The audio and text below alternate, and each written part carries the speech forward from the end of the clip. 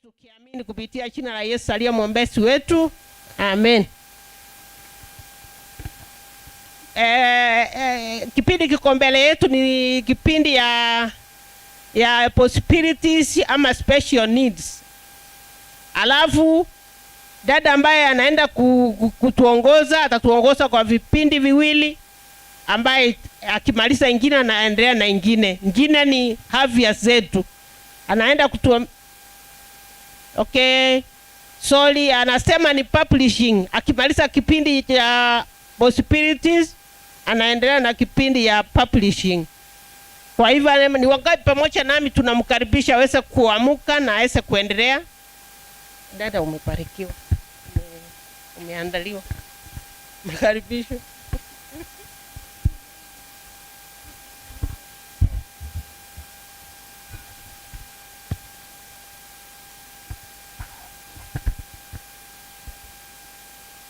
Good afternoon. Nafikiria tunaendelea kumaliza kula, na ndio tujumuike pamoja kwa ajili ya kuangalia Adventist Prosperity Ministries. Inaitwa Special Needs. Fungu letu inatoka katika Romans 12 verse 9 up to 18.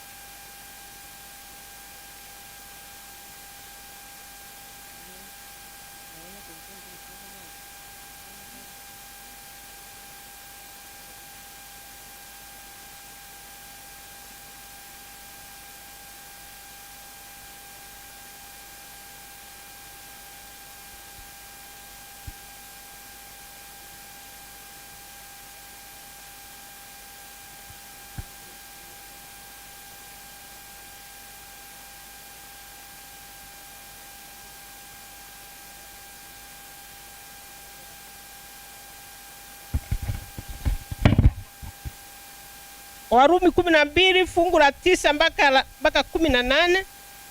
La 9 inasema, pendo na lisiwe na unafiki, lichukueni lililo ovu, mkiambatana na lililo jema.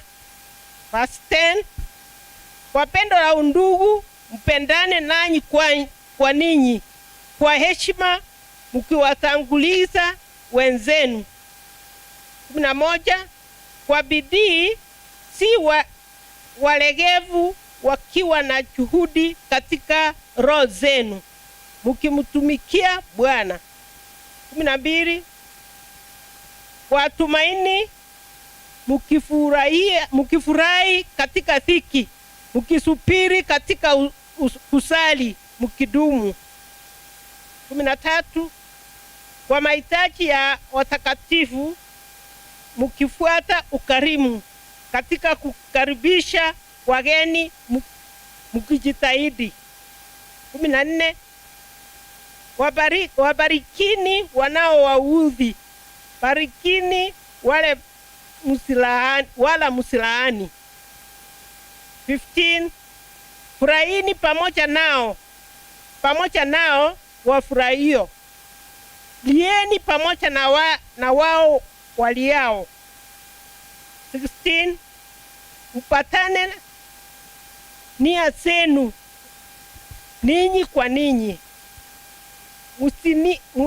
musinie yaliyo makuu, lakini mkubali kushangilishwa na mambo manyonge. Msiwe watu wa kuchifuna akili. 17, msimulipe mtu ovu kwa ovu, angalieni yaliyo mema machoni pa wote. 18, kama yamkini kwa upande wenu mkae katika amani na watu wote.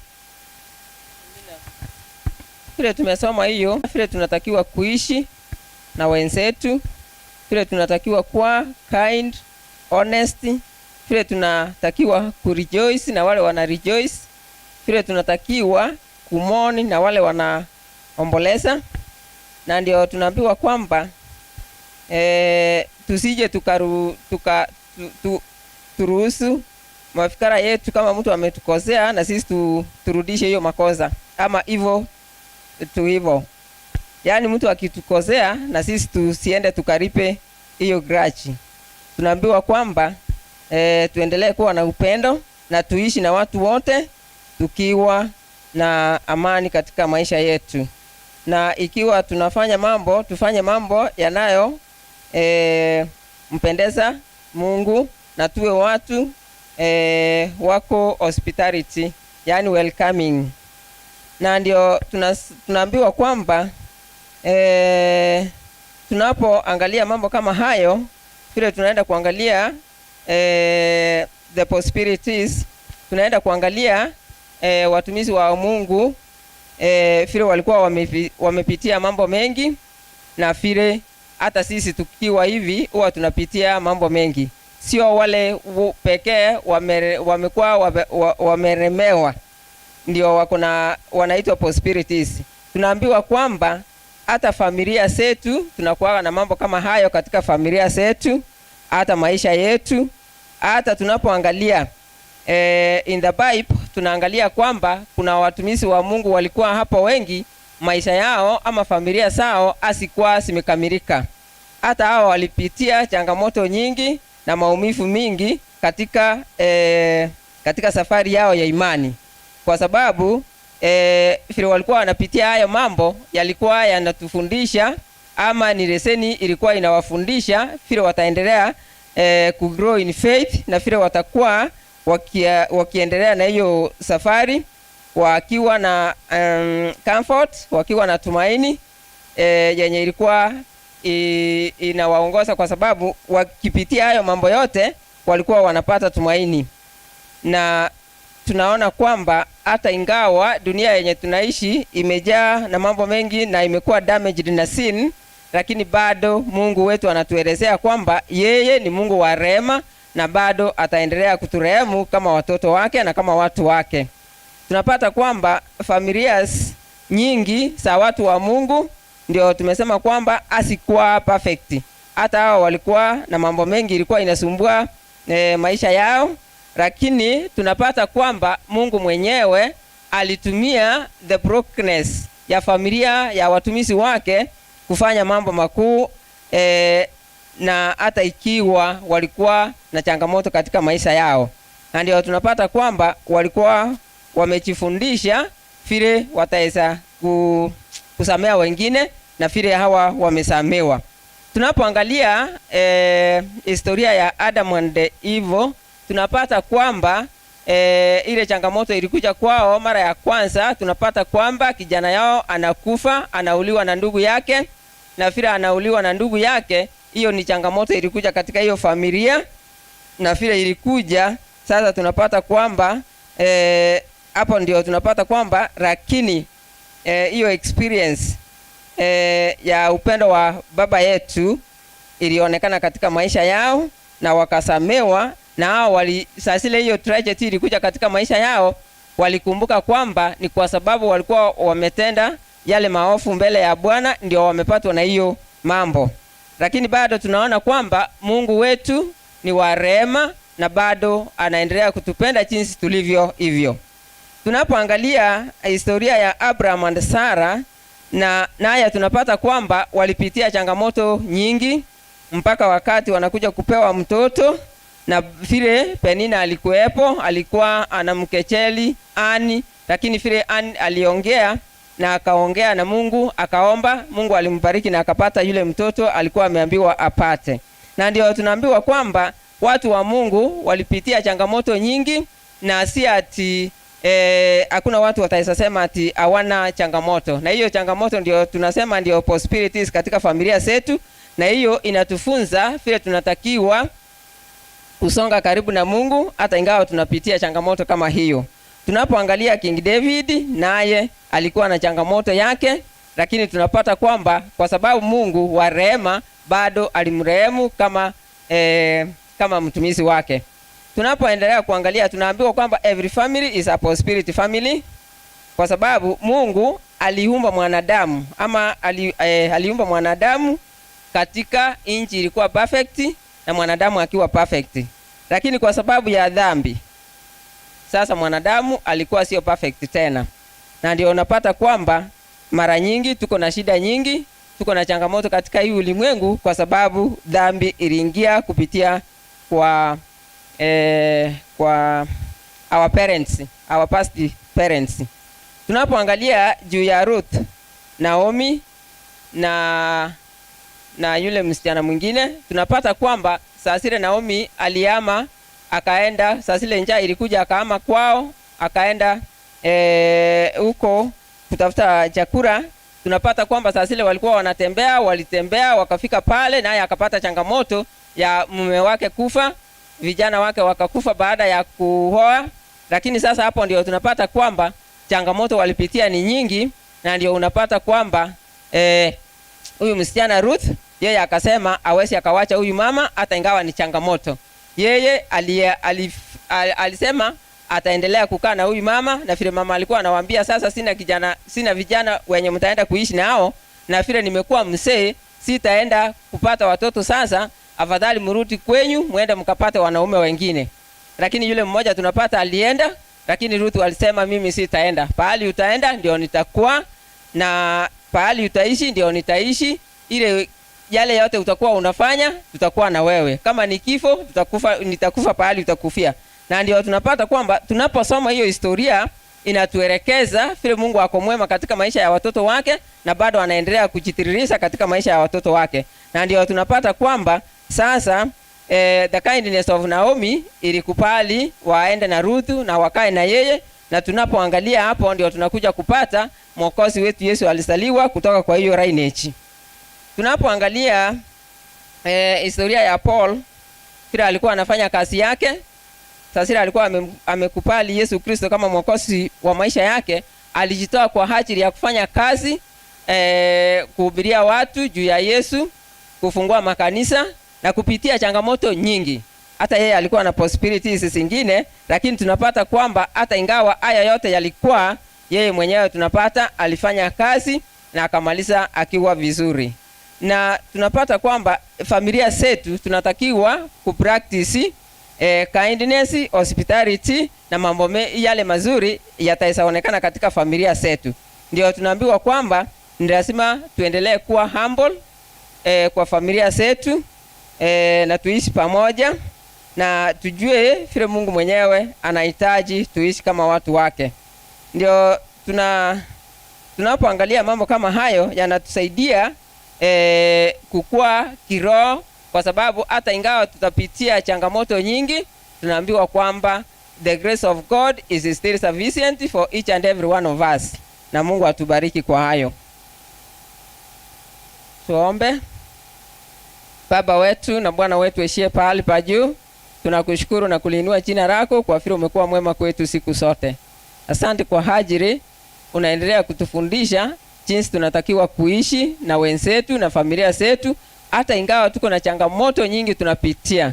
Lakini Baba, umetuambia kwamba neema yako imetosha katika maisha ya kila mmoja wetu. Tusaidie tusimame imara hata ingawa kuna challenges katika hii ulimwengu wa dhambi. Tusimame imara na tuendelee katika hii safari mpaka tufike mbinguni. Bwana, hebu mapenzi yako yatendeke katika maisha ya kila mmoja wetu. Tumeomba tukiamini katika jina lako Yesu aliye Bwana na mkombozi wetu. Amen.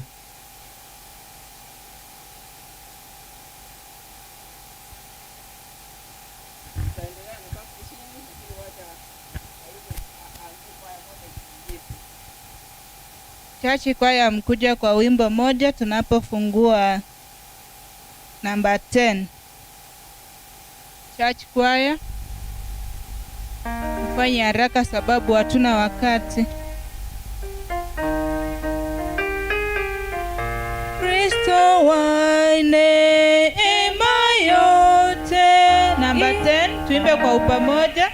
Kristo wa neema yote, ibisha moyo wangu, mifulizo ya baraka ina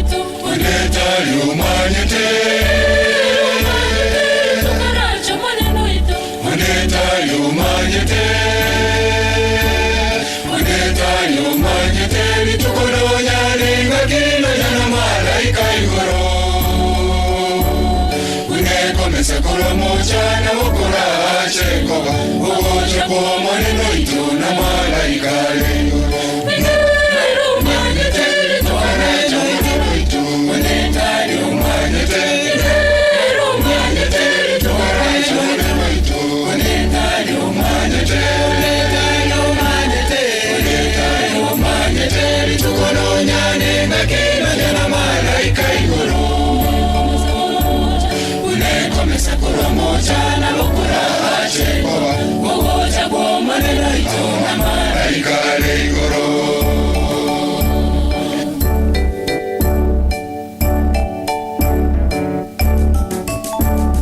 Ituko maneno itaraje Bituna vyansi na vingane Vitare vyansi vitandoke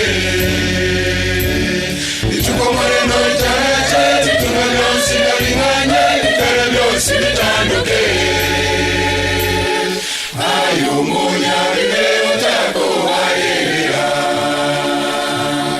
Ayumunya vimeo tako ayerea Amagera tarasikwa Amagera tarasikwa Amagera Iwa barwani moja chengu basa Daniga kurucha Munezi mwani kwa numa Igeta gete munte mulye Barwani moja chengu basa Daniga kurucha Munezi mwani kwa numa Ayumunya viveo tako ayerea Ayumunya viveo tako ayerea Amagera tarasikwa Amagera tarasikwa Amagera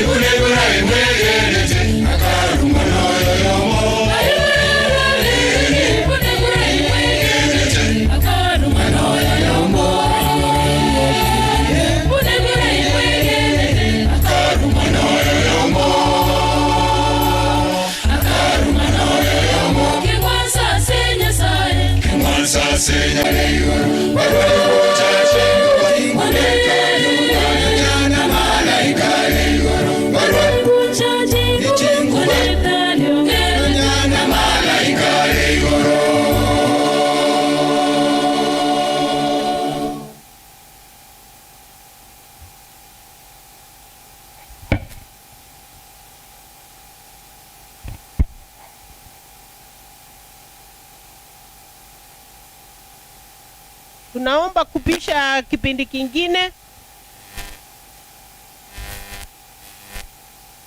Tusimame kuomba, tupishe kipindi kingine.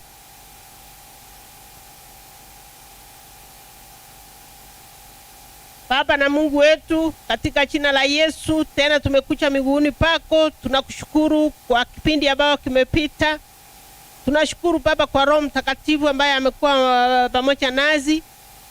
Tunaomba Baba Roho Mtakatifu asidi kuwa mwalimu wetu, aweze kutuongoza katika kipindi ambayo iko mbele yetu. Tunaomba Baba mnenaji, tunamleta katika kiti chako cha enzi. Baba yetu uweze kumtakaza, uweze kumtumia ili Baba yetu neno lake liweze kufika kwetu kwa njia ambayo inafaa. Tunaomba ukue pamoja nasi hadi tutakapotamatisha kipindi hiki, kwa sababu tumeomba kupitia jina la Yesu aliye mwombezi wetu. Amen.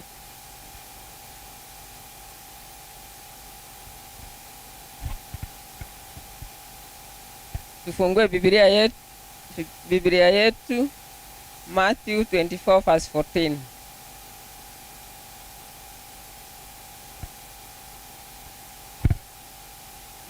Matthew chapter 24 verse 14 inasema, na tena habari njema ya ufalme itahubiriwa katika ulimwengu wote kuwa ushuhuda kwa mataifa yote. Hapo ndipo ule mwisho utakapokuja. Amina. Tunapoangalia tunaambiwa kwamba ni lazima injili ihubiriwe nchi kote, ndio Yesu arudi kuja kuchukua wateule wake. Na hiyo injili ikienda kuhubiriwa, ni kila mmoja wetu anajua yeye ni Mkristo ama anaitwa Mkristo ama church member, kujihusisha kwa ajili ya kupeleka hiyo injili kwa watu wengine wale hawajamjua Kristo kama mwokozi wa maisha yao. Tunapoangalia mambo ya publishing ilianzwa na Mama White, na tunapoangalia historia ya mambo ya vitabu kupitia kwa evangelism ilianzwa na Mama White.